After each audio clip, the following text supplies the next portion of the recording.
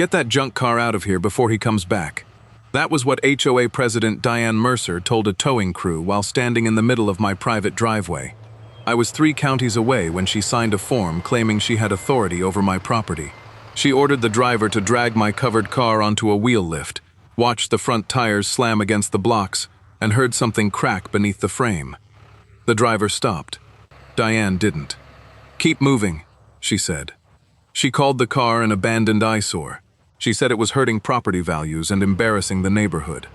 What she didn't know was that the junk car beneath that cover was a matching numbers 1967 Shelby GT500, an original classic my father had left me, supported by decades of records and an independent appraisal of nearly $250,000.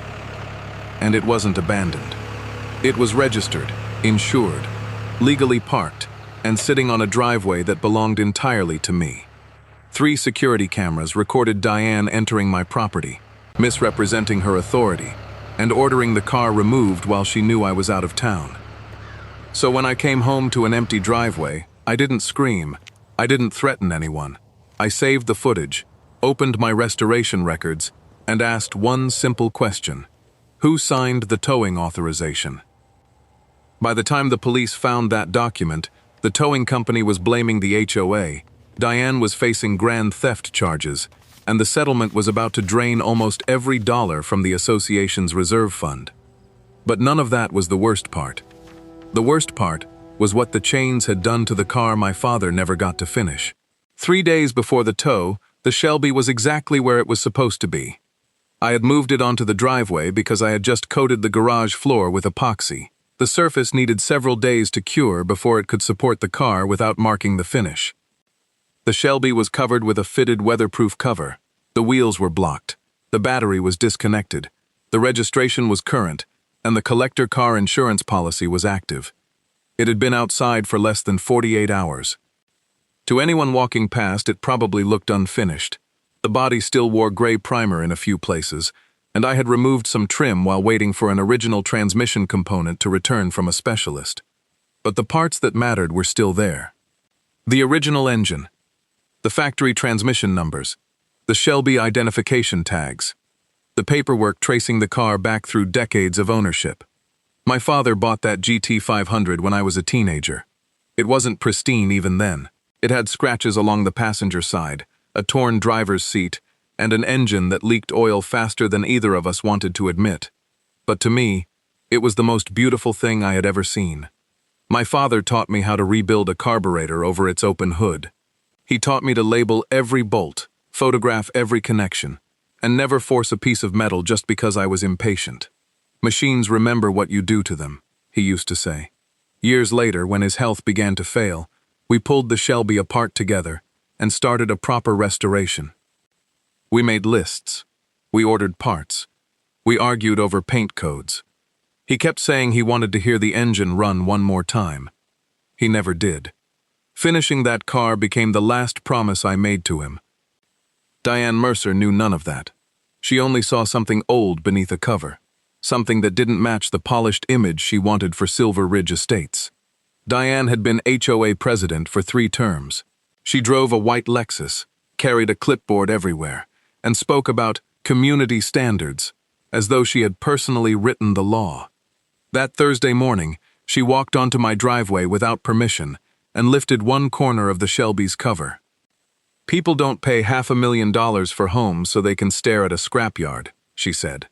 I stepped between her and the car. It's registered, insured, and temporarily parked on my private driveway. She lifted her clipboard. "The HOA determines what affects neighborhood character." "No," I said. "The bylaws do." I already knew the relevant section. It allowed registered restoration vehicles to remain covered during active repairs, provided they were secured and parked on the homeowner's property. I handed her a printed copy. She didn't read it. She folded the page once, tucked it beneath her clipboard, and smiled. "Then consider this your final warning." That evening, an official violation notice appeared in my inbox. It accused me of storing an inoperable nuisance vehicle in public view and claimed the HOA could arrange immediate removal if I failed to comply within 48 hours. Almost every sentence was false. The Shelby was registered. It was insured. It was under active restoration. And the rule Diane cited applied to abandoned vehicles left on common property, not a car sitting on a homeowner's private driveway. I replied that night. I attached the registration, the insurance certificate, photographs showing the new garage floor, and the exact section of the bylaws that allowed the vehicle to remain where it was. I even gave her a date. The Shelby would be back inside the garage by Sunday evening. Mark Bell, the property manager, responded 20 minutes later. "Documentation received," he wrote. "This appears compliant. No further action is recommended at this time." I thought that settled it. The next morning, I found Diane beside the car, pressing a yellow violation sticker directly onto the cover. "You received my documents," I said. She didn't turn around. "I received excuses. The property manager confirmed I'm compliant. Mark works for the board, and the board works under the bylaws." That made her look at me. For a moment, the pleasant smile disappeared. "The home showcase is Saturday," she said. "There will be buyers, photographers, and real estate agents on this street. That thing will not be here. It's my driveway. It's visible from HOA property. That doesn't make it yours." She tore the backing from a second sticker and pressed it onto the mailbox post. "You people always think paperwork protects you." I almost laughed. Instead, I photographed both notices. I saved our email exchange, copied the relevant security footage, and opened a new folder on my computer. I named it Mercer HOA Violations. I wasn't planning revenge. I was documenting a dispute. But Diane had already decided that the rules no longer mattered. And when she saw a social media post about my trip to collect the restored transmission, she learned exactly when my house would be empty. I left before sunrise on Friday. The specialist shop was nearly 4 hours away, and the owner wanted me there in person before he sealed the transmission inside its shipping crate. Before leaving, I locked the garage, checked the Shelby's cover, and confirmed that all 3 cameras were recording. By noon, Diane knew I was gone. At 9:14 Saturday morning, my driveway camera recorded her white Lexus pulling up behind a Baxter recovery tow truck. The driver climbed out and looked from the car to the house. "Ma'am, are you the property owner?" Diane held up her clipboard. "I'm the HOA president. The vehicle is abandoned, the owner ignored repeated notices, and the board authorized emergency removal." None of that was true. The driver walked around the covered Shelby. He noticed the fitted cover, the wheel blocks, and the fact that the car was parked well inside the driveway. "This vehicle looks secured," he said. "It's still a violation," Diane replied. "We have buyers arriving this afternoon. Get it out before he comes back." He asked whether she had contacted me. Diane pointed toward the yellow sticker on the mailbox. "That is legal notice." Then she signed the towing authorization beneath a line marked, "Property owner or authorized property agent." The driver pulled the cover back far enough to attach the chains. That was when he saw the Shelby emblem. He hesitated. "Are you sure about this?" Diane glanced toward the street, where a photographer was already taking pictures of one of the homes listed for sale. "It's an old project car. Move it." The driver should have stopped. He should have called the registered owner. He should have used a flatbed. Instead, he attached the wheel lift and began to pull. The first movement dragged the front tires hard against the wheel blocks. The second lifted the car at the wrong angle. A sharp metallic crack came from beneath the floor pan. The driver released the controls. Diane waved him forward. "Keep going." The truck pulled again. My camera captured the Shelby twisting as it crossed the edge of the driveway. Diane never looked beneath the car. She only watched the street, waiting for the space in front of my garage to become empty. By the time I returned Sunday afternoon, the Shelby was gone. The cover was gone. Even the wheel blocks were gone.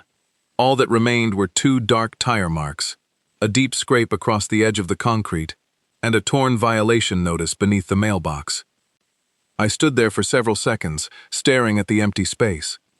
For a moment, I could still see my father leaning over the open hood, grease on his hands, telling me to slow down and label every wire. Then the image was gone. I checked the cameras. I watched the truck enter my property. I watched Diane sign the form. I watched the front of the Shelby lift, and I heard the crack. I called the police first. Then I called every towing company serving Silver Ridge. Baxter Recovery confirmed they had the car. The dispatcher told me they could not release it without written approval from the HOA. 5 minutes later, Diane called. Her voice was calm, almost cheerful. Pay the violation, sign the compliance agreement, and this can all go away.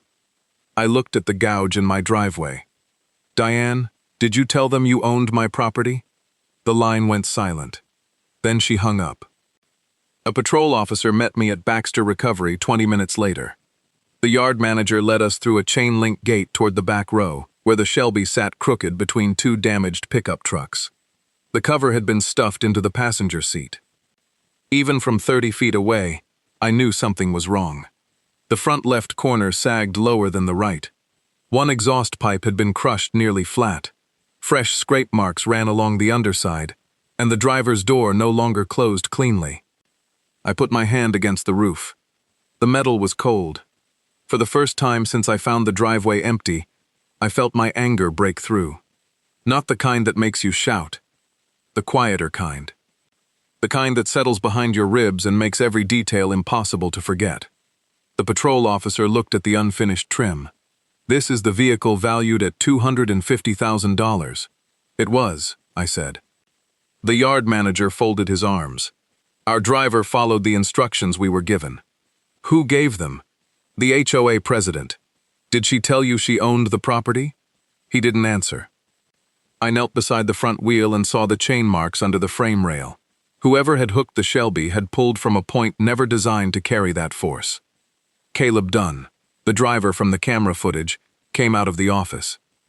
He looked younger in person, maybe 30, and far less confident than he had beside Diane.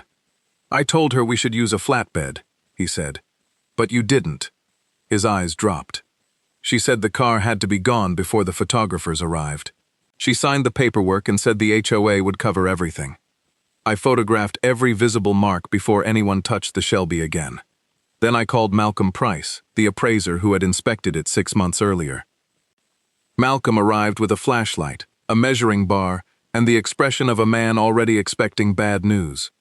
For nearly 20 minutes, he said nothing. He checked the door gaps. He measured the front rails. He slid beneath the car and stayed there long enough that the yard manager began shifting impatiently. When Malcolm finally came out, rust-colored dust covered one shoulder of his jacket. The left rail is bent, he said. The torque box is cracked, and the body has twisted enough to change the panel gaps. The yard manager shrugged. So repair it. Malcolm stared at him. This is a matching numbers Shelby. Structural repair means cutting factory metal. Once that happens, you don't just lose the cost of repair, you lose originality. You lose provenance. You lose the part of the car collectors can never replace. He turned to the officer. Do not let anyone move this vehicle again. The officer looked at me. Can you prove what it was worth before today? I opened the black folder I had carried into the yard. Every dollar. I placed the folder on the hood of the patrol car and opened it page by page. First came the title. Then the registration and collector car insurance policy. Then the photographs, restoration receipts, engine numbers, transmission records, and a letter confirming that the car appeared in the Shelby registry. Malcolm handed the officer the independent appraisal he had completed 6 months earlier. The number printed near the bottom was $248,500. That estimate had been made before I located the final original transmission component. Once the restoration was complete, Malcolm believed the value could have been even higher. The yard manager stopped looking bored. He stepped away and called someone inside the office. Within minutes, Baxter Recovery's owner was on the phone with his insurance carrier. The patrol officer contacted the Property Crimes Division. Detective Elena Ruiz arrived 40 minutes later.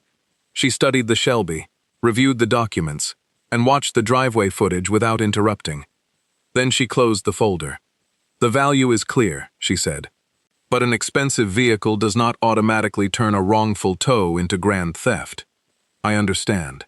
To establish a criminal case, we need to know who had authority to remove it, what they represented to the towing company, and whether anyone intended to keep control of it without your consent. I showed her Diane's notice and my written response. The timestamps proved Diane knew the car was registered, insured, temporarily outside, and scheduled to return to the garage Sunday evening. Then I played the voicemail Diane had left after I came home. Her voice filled the small office. "Pay the HOA fine, sign the compliance agreement, and I'll authorize the vehicle's release." Detective Ruiz replayed the sentence. "She made the release conditional on you paying the HOA?" "Yes." "Did a court authorize a lien or seizure?" "No." "Did the board vote to take the vehicle?" "Not that I know of." Ruiz turned toward Baxter's owner. "I need the original towing request, the dispatch recordings, every message from the HOA, and the authorization signed before this vehicle was removed." His attorney started to object. Ruiz raised one hand. "You can provide the records voluntarily, or I can request a warrant, but this vehicle does not move until we determine who claimed the legal right to take it." The owner disappeared into his office. 10 minutes later, he returned holding a single sheet of paper. At the bottom was Diane Mercer's signature. Above it was a checked box labeled "Property Owner" or "Authorized Property Agent." Detective Ruiz placed the authorization beside Diane's violation notice. The contradiction was immediate. On one document, Diane described the Shelby as an abandoned nuisance sitting on private property.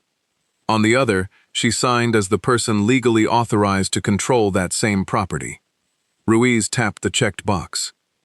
"Did your company verify this claim?" Baxter's owner looked toward his attorney. "Our dispatcher was told the HOA controlled the lot." "It wasn't a lot," I said. "It was my driveway." The owner opened the dispatch file. There were 4 calls from Diane that morning. In the first recording, she identified herself as HOA president and claimed the vehicle had been abandoned for weeks. In the second, the dispatcher asked whether the tow would occur from common property. Diane answered, "The HOA has enforcement authority over the entire neighborhood." In the third call, she became impatient. "The homeowner is out of town. I need it removed before the showcase begins." Then came the final recording. The dispatcher warned her that the driver might refuse unless someone with legal authority signed the form. Diane replied, "Send him. I'll sign whatever he needs." No one spoke for several seconds after the recording ended.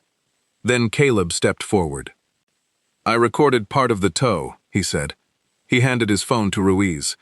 The video showed Diane standing beside the Shelby while Caleb explained that the car should be moved on a flatbed.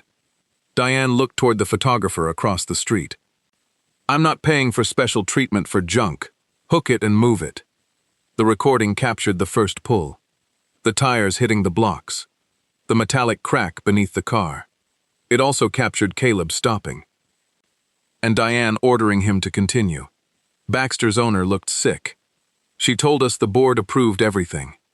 Detective Ruiz turned toward him. "Then provide the board authorization." He searched the file again. There was no resolution, no meeting record, no vote, only Diane's signature. Ruiz collected copies of the recordings and asked Caleb to submit a formal statement. As she sealed the authorization inside an evidence envelope, she looked at me. "This is the first document I've seen that changes the direction of the case." I thought that was the worst thing Diane had written. I was wrong. By Monday morning, she knew the police had the towing authorization. Her response was not to apologize. It was to call an emergency HOA meeting. The clubhouse was packed by 7 o'clock. Diane stood at the front beside a projector screen, wearing a red suit and the same expression she used whenever she expected a room to obey her. She told the residents Baxter Recovery had ignored her instructions. She said the Shelby was nothing more than an unfinished shell. Then she accused me of inflating its value to punish the neighborhood. "This man is threatening every homeowner in Silver Ridge," she said. "If we allow him to extort the association, your dues will pay for it." I sat in the back row and let her talk. Diane proposed taking $40,000 from the reserve fund to hire a defense attorney. She also wanted the board to place another violation on my property and threaten a lien unless I withdrew the police complaint. Then she made her biggest mistake. "The board unanimously authorized the removal," she said. I stood. "Which meeting?" Diane stared at me. "You're out of order." Which meeting did the board vote in? I turned toward the directors. Tom? He shook his head. Rebecca? No. Linda? The HOA treasurer looked down at the papers in front of her. There was no vote, she said. The room changed immediately. Diane claimed the board had reached a verbal consensus, but Linda opened the official minutes on her laptop. No discussion. No resolution. No emergency session. Nothing. Then Linda looked at Diane. You also told me the tow was necessary for safety reasons. It was. Then why were you emailing a real estate agent about photography? Diane went still. Linda had access to the board account because she managed vendor payments. While reviewing the towing invoice, she had found a deleted email thread titled, Home Showcase, Curb Appeal Problem. She forwarded the messages to me before the meeting ended. The first came from Diane. The covered wreck must be gone before buyers arrive Saturday. The second was worse. Ethan leaves Friday morning. Schedule the tow while he's away so he can't interfere. The timing had never been about an emergency. But the attachment beneath those emails revealed the real reason she wanted the Shelby gone. It was a referral agreement between Diane and the real estate company running the showcase. For every home sold through the event, Diane would receive a private consulting fee.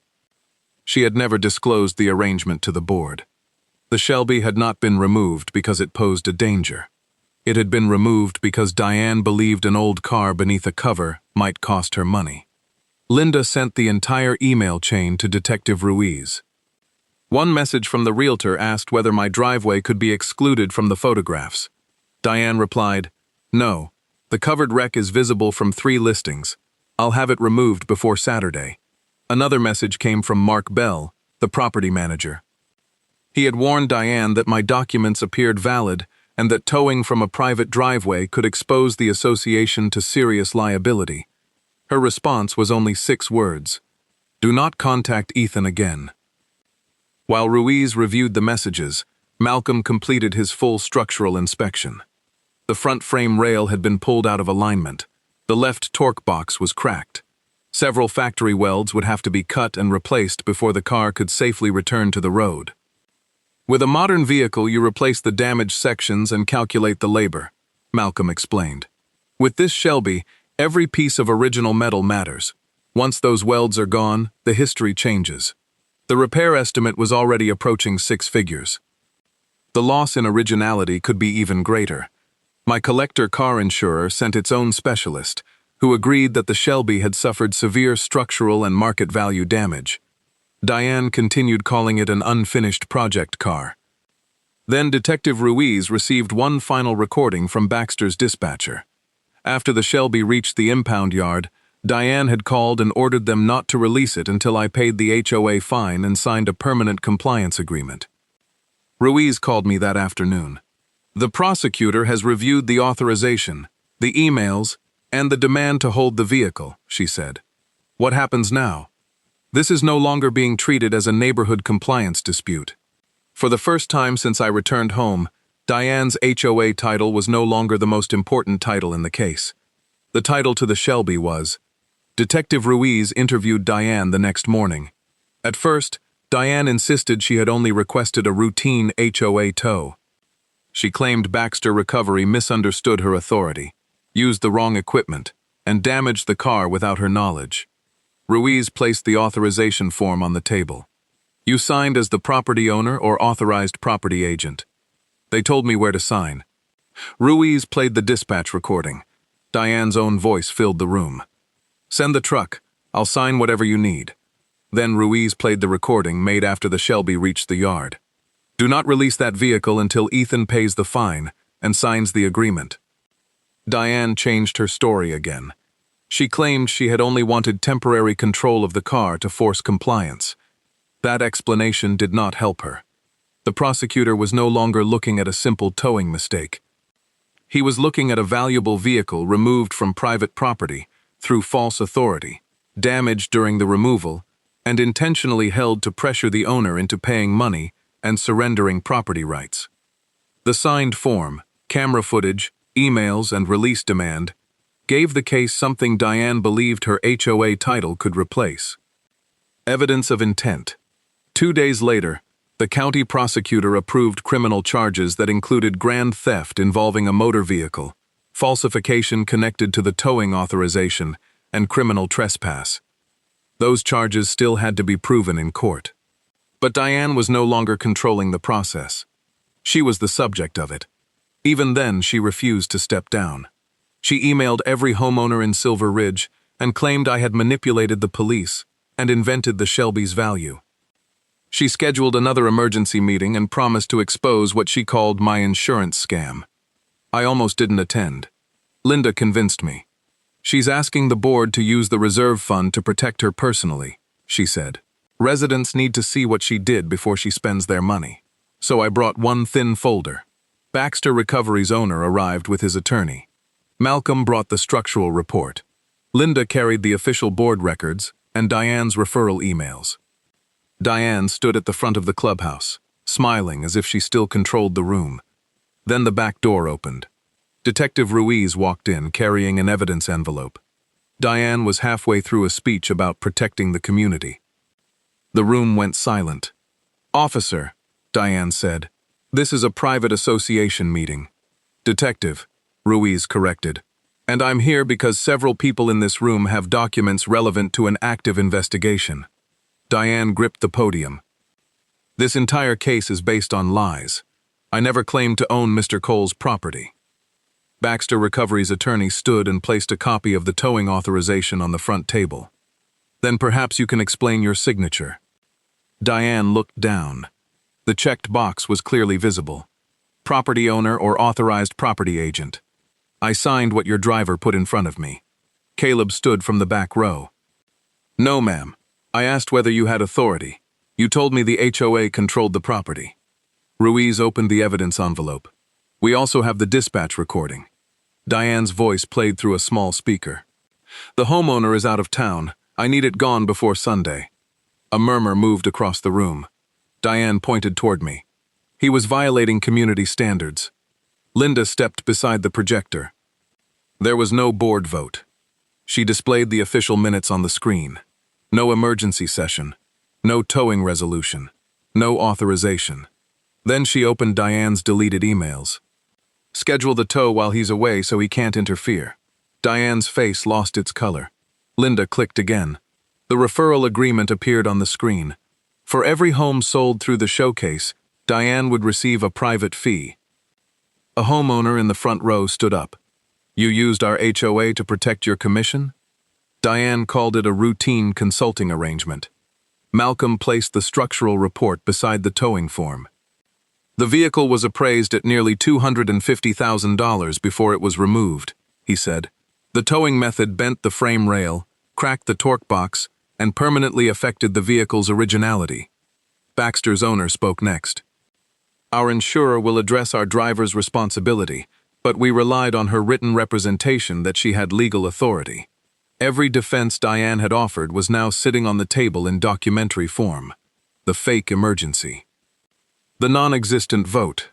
The private financial motive. The order to tow the car while I was away. The demand that it remain impounded until I paid the HOA. Diane turned toward the board. "Authorize counsel. Now." Not one member moved. Linda closed her laptop. "I move that Diane Mercer be removed as president immediately." The motion passed without a single vote in Diane's favor. Detective Ruiz approached the podium. "Mrs. Mercer, I need you to come with me." Diane looked around the clubhouse as if someone might still rescue her. No one did. As she was escorted through the doors, the authorization form remained beneath the projector light. One signature had cost Diane her position. The next question was how much it would cost the HOA. Removing her from the board did not make the bills disappear. Within 2 weeks, Silver Ridge received letters from 3 different insurers. Baxter Recovery's carrier accepted responsibility for part of the physical damage caused by the tow, but the company argued that Diane's signed authorization exposed the HOA to the rest. The association's insurer agreed to defend certain claims. It refused to cover others. The denial letter cited intentional misconduct, false representations, and actions taken outside normal board authority. That meant the reserve fund was suddenly paying for attorneys, independent appraisers, structural inspections, storage fees, and settlement negotiations. Before the tow, Silver Ridge held just over $400,000 in reserves. By the time the legal fees, deductibles, expert costs, and settlement contributions were calculated, less than $30,000 remained. The home showcase was canceled. 3 board members resigned. Residents demanded a full financial audit and discovered that Diane had approved other vendor contracts without proper votes. The criminal case continued separately.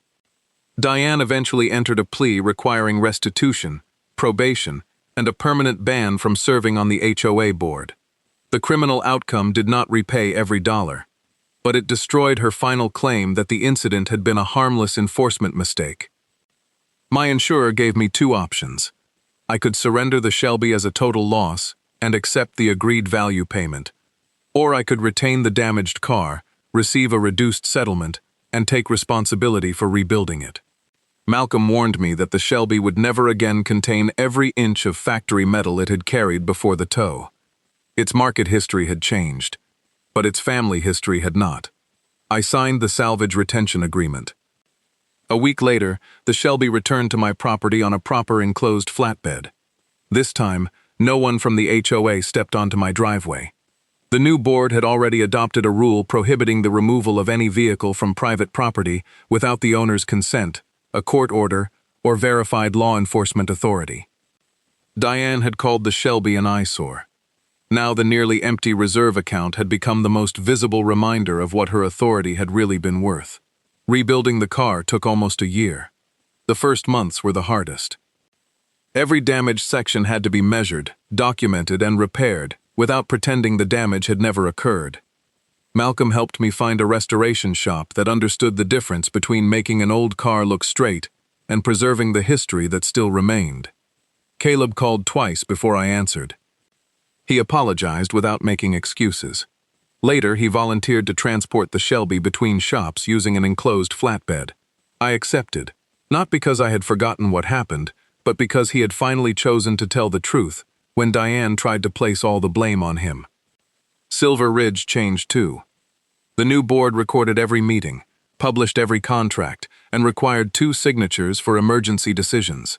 Residents created an appeal process before fines or property enforcement could move forward. Linda became board president. Her first official announcement was simple. No title in this neighborhood gives anyone ownership over someone else's property. On a cool Saturday morning, several students from the local trade school gathered inside my garage. I turned the Shelby's key. The engine hesitated. It coughed once.